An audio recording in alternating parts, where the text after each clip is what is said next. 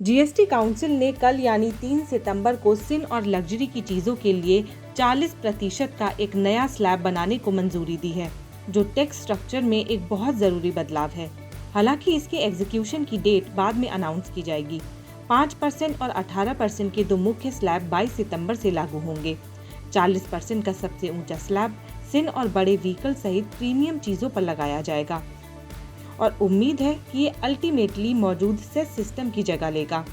Finance minister Nirmala Sitharaman ने goods और services tax rates में बड़ी कटौती की घोषणा करते हुए कहा कि नई 2 टायर सिस्टम आम आदमी पर बोझ कम करेगी। वित्त मंत्री निर्मला सीतारमण ने जीएसटी काउंसिल की बैठक के दौरान कहा कि 40% की वो विशेष दर भी प्रस्तावित की गई है और इसे मंजूरी मिल गई है और ये केवल पान मसाला, सिगरेट, गुटखा और अन्य तंबाकू उत्पादों जैसे चबाने वाले तंबाकू, जर्दा, बिना निर्मित तंबाकू और बीड़ी जैसे प्रोडक्ट्स पर लागू होगी।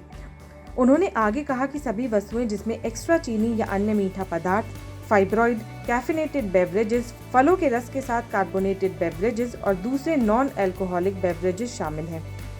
पेट्रोल के लिए 1200 सीसी और डीजल के लिए 1500 सीसी से बड़ी सभी कारें, 350 सीसी से ज़्यादा क्षमता वाली मोटरसाइकिलें, निजी उपयोग के लिए विमान, हेलीकॉप्टर, मनोरंजन या खेल के लिए बोट्स और अन्य जहाज, इन सब के अलावा रिवाइज्ड फ्रेमवर्क के तहत कपड़ा उत्पादकों पर पहले की अलग अलग दरों की जगह एक समान 5% जीएसटी लगेगा।